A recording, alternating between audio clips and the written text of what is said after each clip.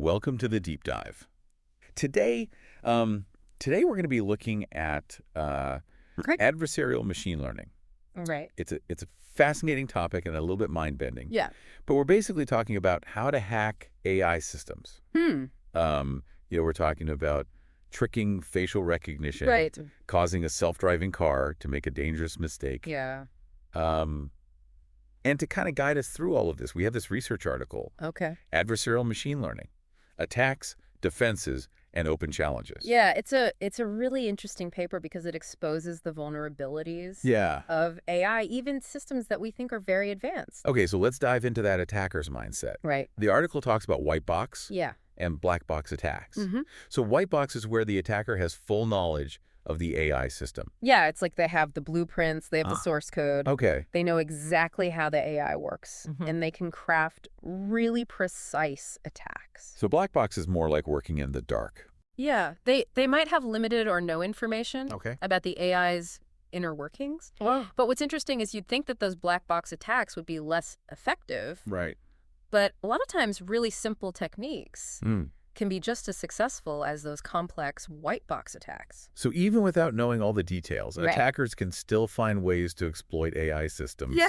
That's a little unsettling. Yeah. The article also mentions targeted and untargeted attacks. Okay. So what's the difference there? So in a targeted attack, the attacker has a very specific goal in mind. Okay. So imagine a facial recognition system at a high security facility.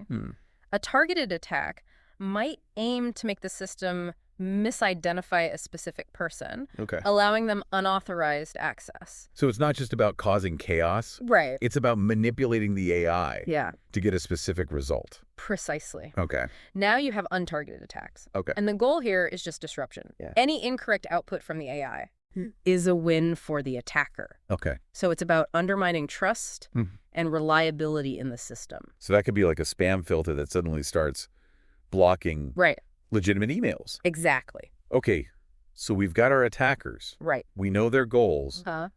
How do they actually pull these attacks off? Yeah. How do they do it? What are the methods? Well, the paper dives into two main categories. Okay. Evasion attacks and poisoning attacks. All right, so evasion attacks. These are all about tricking the AI. At the moment, it makes a decision. So how do these evasion attacks actually work? Is it like digitally putting on a disguise? That's a great analogy. So imagine adding a tiny, almost imperceptible layer of noise to an image. Okay. To the human eye, it looks the same. Right. But to the AI, it's completely different. That's how you can turn a panda into a gibbon. Wow. At least as far as the AI is concerned. So you're telling me just by tweaking an image, you can completely fool an AI? It might sound crazy, but yes. Wow. And there are some pretty clever techniques that attackers use to achieve this. For example, optimization-based attacks. They use really complex math to find the smallest possible change that will cause the AI to misclassify. So they're finding the AI's weak points. Exactly. And exploiting them. Yeah. Okay. And then there are transfer attacks where an attacker will figure out how to fool one AI. Okay. And then they'll see if that same trick works on other similar AIs. So it's kind of like finding a master key. It is like a master key. Yeah, that can unlock multiple doors. Yeah. That's pretty scary. It is a little bit scary. But let's move on to poisoning attacks. Okay. These sound even more devious. They are, instead of tricking the AI at the moment of decision, they're poisoning its learning process. It's like slipping a bad apple into a barrel. Right. It contaminates the whole batch. So you're not attacking the AI directly. You're manipulating the data it uses to learn? Exactly. One particularly insidious method is called a clean label backdoor. So imagine hiding a secret code in an image that only the attacker knows how to activate. Okay. This code will trigger the AI to misbehave. Wow. I never thought about it that way. Yeah. It's like planting a time bomb. That's a great way to put it. That goes off later. Yeah, the AI is trained on data that looks normal, but it's been subtly manipulated to contain these hidden triggers. So how do attackers achieve this? Well, The paper mentions some pretty interesting names. Yeah. Things like feature collision attacks and watermark-based triggers. Yeah, those methods sound complex. Yeah. But the idea is to disguise the malicious data as legitimate. Okay, so like the Trojan horse. Think of the Trojan horse. Yeah. It looked harmless, but it brought down a whole city. Okay, so attackers have quite a toolkit at their disposal. They do. But surely there are ways to defend against these attacks. Of course. Okay. It's a constant arms race between attackers and defenders. So as attackers develop new ways to exploit AI, Yeah. defenders are working to make these systems more robust. Yeah. What kind of tools do the defenders have? Well, one approach is called gradient masking. Okay. It tries to hide the AI's vulnerabilities. Think of it like camouflage. Okay. Instead of the attacker seeing a clear target, Right. they just see a blur. So it's about making it harder for attackers to find those weak points. Exactly. Huh? And one specific technique they use is called defensive quantization. Okay. It reduces the precision of the AI's calculations. Okay. So it's like trying to hit a moving target that's Yeah. constantly changing its position. Right. It makes it much harder to strike accurately. That makes sense. Yeah. But is there a way to make AI systems truly robust?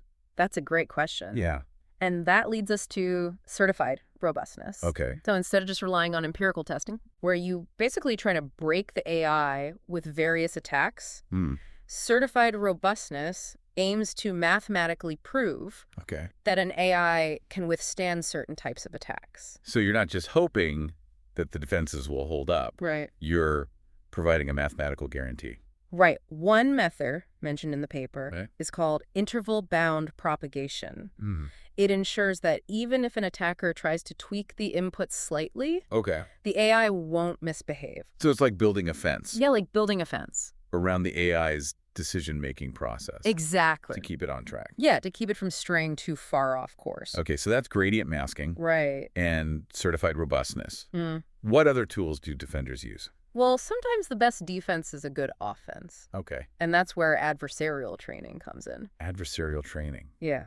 That sounds impressive. Yeah. But wouldn't it be difficult to train an AI on every possible attack? Well, yeah, it can be challenging. And it might not always generalize perfectly Right. to new attack types, Mm. but it's still a powerful technique. Yeah. AI is essentially trained on examples of adversarial attacks, Right. so it can learn to recognize and Yeah. neutralize them. So you're exposing the AI to its enemies, You are. and it's building up an immunity. Yeah, you're giving it a crash course. Yeah. It's self-defense.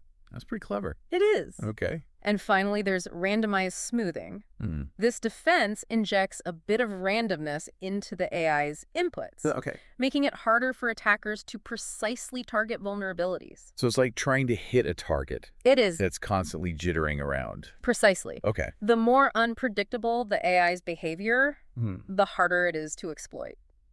This is all incredibly fascinating, It is. but it also raises some concerns. Yeah. We're talking about these AI systems being used in self-driving cars, Right. medical diagnoses, security systems. If these systems can be tricked, the consequences could be really serious. You're absolutely right. Yeah. And that's why the paper spends a significant portion discussing open challenges in this field. Okay.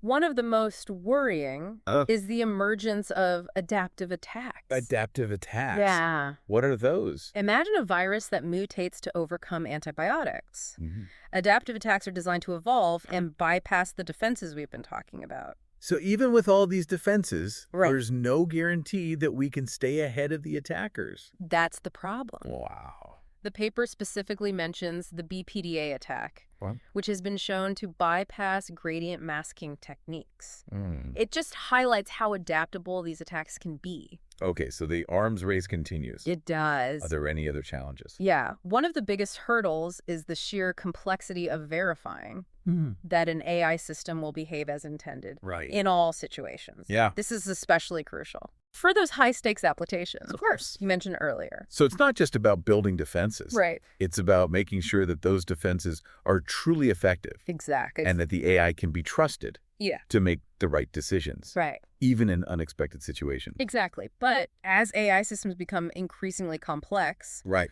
with millions or even billions of parameters, Yeah. verifying their behavior Yeah. with absolute certainty becomes almost impossible. It sounds like we're reaching a point where AI is becoming so advanced It's possible. that we can't even fully understand how it works, Yeah. let alone guarantee its safety. That's a valid concern. Wow. The paper uses the term verification complexity to describe this challenge.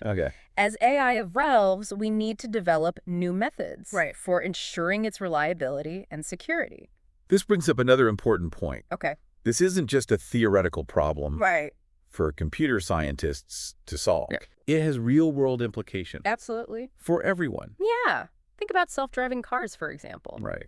How can we be sure that the AI controlling those vehicles won't be tricked by an adversarial attack? It's a scary thought. Yeah, or in healthcare. Imagine an AI system designed to diagnose diseases being manipulated to give false positives or negatives. Wow. The stakes are incredibly high. It's a stark reminder that as we become increasingly reliant on AI, we need to be aware of its vulnerabilities. It's knack. And this awareness needs to extend beyond the technical community. It does. Policymakers, regulators, and even the general public need to understand the risks associated with adversarial machine learning. So we can work together to ensure that AI is developed and deployed responsibly. Exactly. So what steps can we take to mitigate these risks? Well, the paper mentions something called empirical evaluation. I'm guessing that involves actually testing these defenses in real-world scenarios. You got it. Researchers conduct experiments to assess the effectiveness of various attack and defense strategies. One key concept they explore is cross-dataset robustness. Cross-dataset robustness. Yeah. That sounds complicated. It sounds complicated, but it's really not. It's about understanding how well an AI system trained on one dataset can withstand attacks crafted using data from a different dataset. Think of it like this. You study for a history test using your textbook. But the actual test is based on a completely different book. How well would you perform? Not well. That's essentially what cross-dataset robustness is testing for AI. So you're throwing something new at it and seeing how it reacts. Exactly. So are they finding that AI systems are good at transferring their defenses to new data sets, or are they easily fooled by those transfer attacks? The results are interesting and a bit mixed. In some cases, the transfer attacks were highly successful, showing that vulnerabilities can be exploited across different AI systems. But in other cases, the attack success rates were much lower, suggesting that some models might be more robust than others. So it's not a one-size-fits-all situation. It's not. The effectiveness of these attacks depends on the AI's architecture and the data sets used. Exactly. And that highlights the need for ongoing research. It does. And evaluation to understand these nuances and develop more effective defenses. We need to be constantly testing and refining our approaches. It sounds like a never-ending challenge. It is, in a way. As AI technology continues to advance, are we just going to see more sophisticated attacks and countermeasures? It's definitely a possibility. It's an ongoing evolution, much like the development of computer viruses and cybersecurity measures. We need to stay vigilant and proactive in order to ensure that AI remains a beneficial force in society.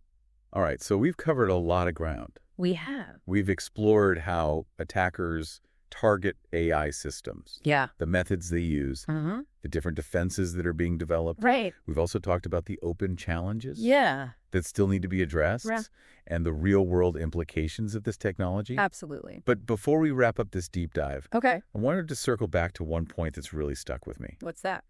It's this idea of verification complexity. As AI systems become more and more complex, how can we be absolutely sure that they'll always behave as intended, especially when you consider the potential for these adversarial attacks? It's a challenge that keeps a lot of AI researchers up at night. Think of it like trying to test every possible scenario for a self-driving car. A car might encounter millions of different situations on the road: weather conditions, traffic patterns, pedestrian behavior, and the AI needs to make the right decision in every single one. It seems like an impossible task. How can you possibly account for every eventuality? That's the crux of the problem.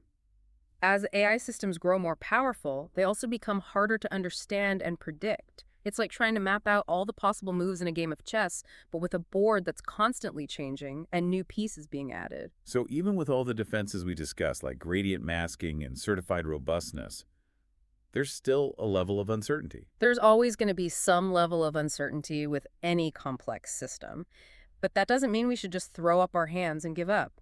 Researchers are working on new methods for verifying AI behavior, trying to find ways to provide stronger guarantees, even in the face of this growing complexity. So it's an ongoing process, a constant evolution of both the technology and our understanding of it. Absolutely. And it's not just a technical challenge, it's a societal one as well. We need to have open and honest conversations about the potential risks and benefits of AI, involving not just experts, but also policymakers and the public. It's about finding a balance between innovation and responsibility, right? Exactly. We need to be excited about the possibilities of AI, but also aware of its limitations. We can't just blindly trust these systems without understanding how they work and where they might be vulnerable. Well said. So to wrap things up, what are some key takeaways our listeners should keep in mind about adversarial machine learning? First, it's a rapidly evolving field with high stakes. The vulnerabilities of AI systems are being actively exploited, and the consequences can be significant. Second, there's an ongoing arms race between attackers and defenders, with both sides constantly innovating.